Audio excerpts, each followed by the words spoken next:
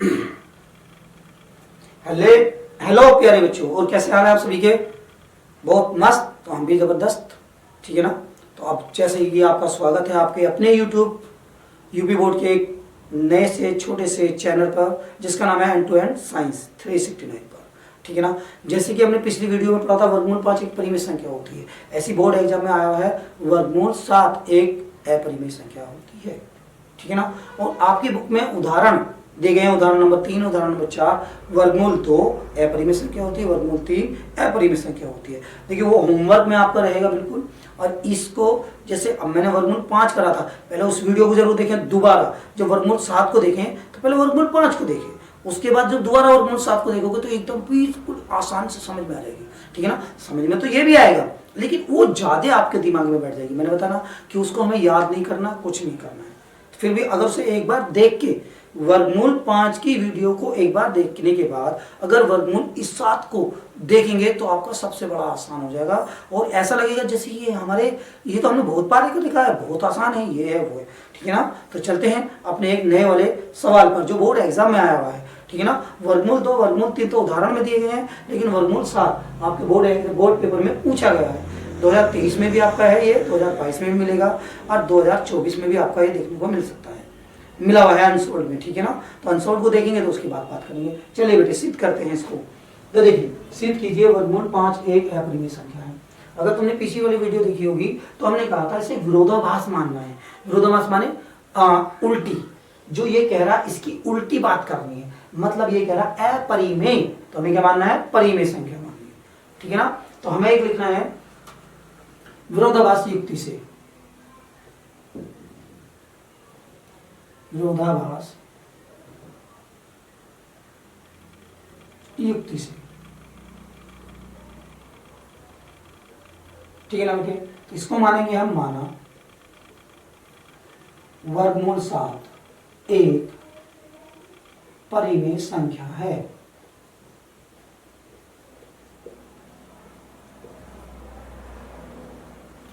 बेटे मैंने बताया परिमेय संख्या है तो ये बटे में होगी, ठीक है ना। और बटे को हम क्या लिखेंगे? P बटे Q के रूप में लिखेंगे। तो देखो आपको बताया था वर्गमूल 7 बराबर होगा P बटे Q, और हमने बताया था बेटे P तथा Q एक सहभाज्य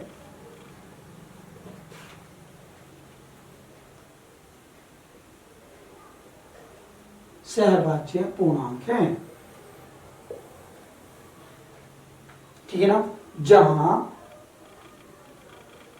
Q 0 के बराबर नहीं होना चाहिए, ठीक है ना बेटे। अब आपको ये तो पता चल गया सहभाज्य है। अब ये बात समझ में आती है सहभाज्य क्या था? जिनका HCF एक हो, केवल एक गुणनखंड हो, उनमें कॉमन जो हो एक उभयनिष्ठ गुणनखंड होना चाहिए, एक के अलावा कोई ना हो, तो इसका मतलब वो सहभाज्य होंगे, ठीक है ना। चलिए अब हमने बताया था बेटे दोनों ओर का क्या करेंगे? वक्र। तो दोनों ओर का, दोनों पक्षों का लिख दो बेटे, दोनों पक्षों का वर्ग करने पर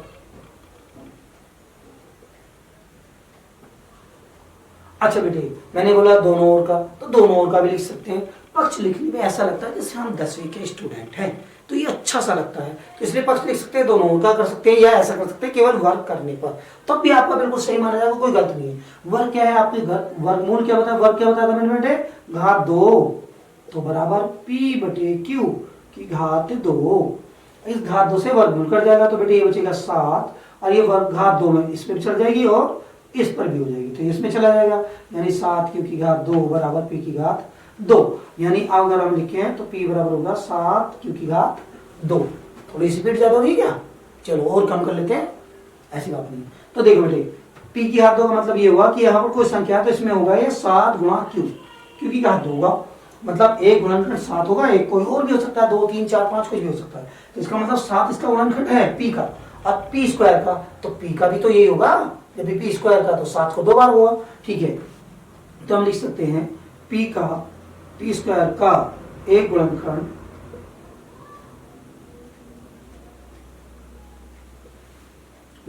7 है, तो P का भी, देखो ये सब बहुत जरूरी, P का भी एक गुणनखंड 7 होगा, इसका समीकरण 1 मानते हैं। तो यह बात आपको पक्की पता चल गई। अब बेटे इसी का रूप हमने एक दूसरा करा था। हमने क्या माना था कि p का 7 गुणनखंड है तो 7 के साथ दूसरा गुणनखंड जरूर होगा, क्योंकि किसी संख्या का भी गुणनखंड 7 गुणा 3 अगर है तो अगर एक 7 है तो दूसरी संख्या जरूर होगी, तभी वो गुणनखंड कहलाता है। ये आपने पीछे वाले अभ्यास में पढ़ा है। ठीक है बेटे, तो मान लेते हैं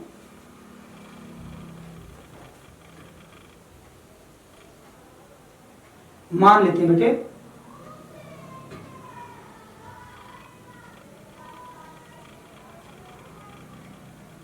अरे स्टाइल कर रहा हूं भाई, आप क्यों डर रहे हैं, ताकि इसे समझ में आ जाए कि ये था अलग, ये अलग है। ठीक है, तो मानते हैं बेटे, माना p बराबर 7m। अच्छा मैं यहां पर m मानता हूं, आप n मान सकते हैं, q मान सकते हैं, d मान सकते हैं, f मान सकते हैं, r मान सकते हैं। मतलब ये किसी भी मेथड से होता था, ये जरूरी नहीं है। जैसे मैंने यहाँ पर p बटे q माना, यहाँ पर a बटे b भी मान सकते हैं, x बटे y भी मान सकते हैं, आपको कोई जरूरत नहीं। मतलब ये किसकी तरह, बस ये होना ऐसे ही चाहिए। घात 2 करेंगे, घात उसकी 2 हो जाएगी। ठीक है ना, चलिए बेटे अब मानते हैं। तो p यहाँ लिखेंगे, p का मान समीकरण 1 में रखने पर, अब 1 का मतलब है इसमें p की जगह रख देंगे। p की जगह देखो, p की घात 2 है बराबर के 7 q की घात 2 है, तो p की जगह लिखेंगे बेटे 7m की घात 2 बराबर 7 q की घात 2। 7 की 2 बार गुणा करेंगे, 7 7 49। आपको मैंने बताया था एक लाइन और मिस कर देना, तो 7 7 49 होगा q की घात 2। 7 को बटे में लाएंगे, ये गुणा में क्या में जाएगा, बटे में जाएगा। तो देखो बेटे 7 से 49, 7 7 49, यहाँ पर हो जाएगा 7m की घात 2 बराबर q की घात 2, यानी q की घात 2 बराबर होता है बेटे 7m की घात 2। तो अब देखो इससे भी तो ये वाली बात पता चल रही है, चल रही नहीं चल रही। यहाँ पर लिख सकते हैं q स्क्वायर का एक गुणनखंड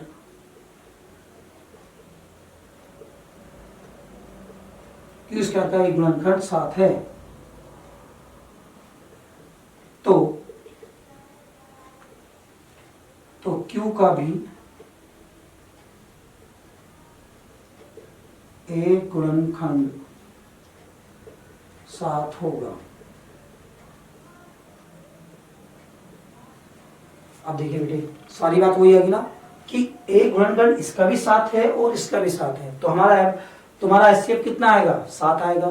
जबकि हम यह कह रहे हैं हमारा एचसीएफ कितना आना चाहिए, सहभाज्य मतलब 1 आना चाहिए, और दोनों में 7 घनिष्ठ है, तो 7 एचसीएफ नहीं आना चाहिए। तो हमारी बात कैसी होगी, गलत होगी। यानी हमने यहाँ पर भी 7 लिया है और यहाँ पर भी 7 लिया है, तो एचसीएफ 7 हो गया नहीं हो गया। तो हमारी बात, ये वाली बात गलत है कि पी और क्यू एक सहभाज्य पूर्णांक है। जब ये वाली बात गलत हो सकती है तो ये भी तो गलत हो सकती है कि ये परिमेय संख्या है। देखो ना, परिमेय संख्या पी बटे क्यू के रूप में परिमेय लिखते ना, तो ये परिमेय संख्या नहीं हो सकती। क्या हो सकती है, हमने उल्टी मानी थी तो उल्टी हो सकती है। क्या हो सकती है, अपरिमेय। तो लिख देंगे बेटे समीकरण 1 व 2 से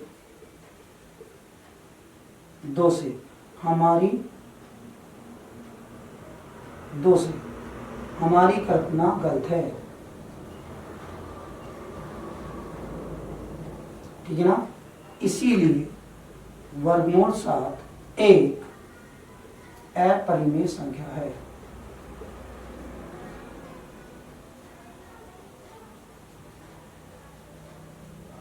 ठीक है ना बेटे, तो सिद्ध हुआ कि ये एक वर्गमूल परिमेय संख्या है। तो बेटे जैसे हमने वर्गमूल 7 करा है, अगर यहाँ पर वर्गमूल 3 लिख दें तो देखो बेटे यहाँ भी वर्गमूल 3 आएगा, यहाँ भी वर्गमूल 3 आएगा, 3 की घात 2 करेंगे, यहाँ 9 आ जाएगा, बाकी यहाँ 9 आ जाएगा और यहाँ पर भी 9 आ जाएगा, तो यहाँ पर 9 लिखेंगे।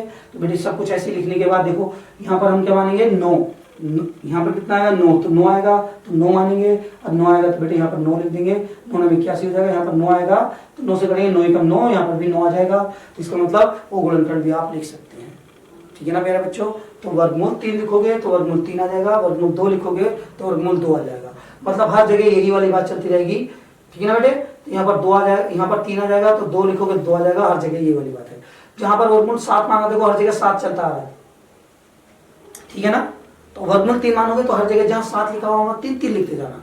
वर्गमूल 2 जहां लिखा है वहां पर वर्गमूल 2 2 लिखते जाना। तो देखो ये सवाल और वो सवाल बिल्कुल एक जैसे हैं, इसलिए मैंने आपको 2 वीडियो प्रोवाइड किए हैं कि वर्गमूल 3, वर्गमूल 7 और वर्गमूल 5 दोनों इंपॉर्टेंट है, दोनों पेपर में आती हैं, अधिकतर आती हैं, क्योंकि वर्गमूल 2 और वर्गमूल 3 तो आपकी किताब में दी गई हैं और वर्गमूल 5 एक्सरसाइज का क्वेश्चन है और वर्गमूल 7 उन्होंने बना के दिया है। तो इसलिए बेटे इन दोनों को करना ज़्यादा रिपीटेड होंगे क्योंकि ये अधिकतर माने जाएंगे। ठीक है ना प्यारे बच्चों।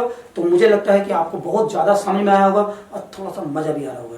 तो इसीलिए इस मज़े के लिए मुझे एक लाइक करके बताएं ताकि मैं लाइक को देख सकूं मेरे बच्चे कितना मुझ इस अपनी वीडियो में इंटरेस्टेड हैं और उन बच्चों को जोड़ रहे हैं जो पढ़ने चाहते हैं लेकिन वो किसी कारण पढ़ नहीं पा रहे हैं। तो जोड़ना आपकी जिम्मेदारी है, पढ़ाना मेरी जिम्मेदारी है। तो याद रखना दिसंबर तक हम इस कोर्स को कंप्लीट करके रहेंगे। ये थोड़ा सा अब हम टाइम ने और बढ़ाना शुरू कर दिया है। अब हम आपकी जगह एक वीडियो की जगह 2-2 वीडियो प्रोवाइड कराएंगे आपके मैथ को जाके ताकि जल्दी कर सके। और 10 तारीख से आपका विज्ञान भी, कक्षा 10 वालों का विज्ञान भी शुरू होने जा रहा है। 10 तारीख से जल्दी हो जाएगा। 10 तारीख में, हाँ मान लीजिए 10 तारीख में आके, आज 8 है, 8 सितंबर है, तो 10 तारीख में आपका विज्ञान भी शुरू हो जाएगा और बस उसको भी बहुत जल्दी से और बहुत ही प्यारे तरीके से पढ़ना चाहेंगे। तो इसीलिए आपसे फिर मिलते हैं अगली वीडियो में। Thank you for watching.